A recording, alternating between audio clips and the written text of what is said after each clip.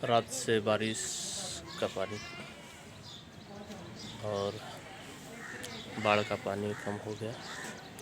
अभी सभी लोग अपने अपने घर से जितने भी सामान जो बाढ़ में बह गए थे या भीग गए थे, सभी को अच्छी रीति से सुखाने के लिए प्रयास करते हुए ये नज़ारा कपिल नगर तकिया वार्ड भंडारा का है।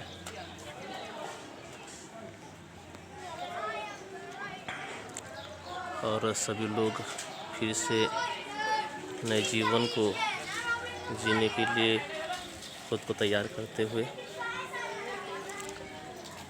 भी शायद घर और घर के पूरे सामान तो भीगे हुए हैं। पता नहीं कब तक, शायद 5-6 दिन लग सकते हैं रिकवर करने के लिए, लेकिन बदबू बहुत मार रहा है। तो बदबू आने की वजह से बहुत से लोगों के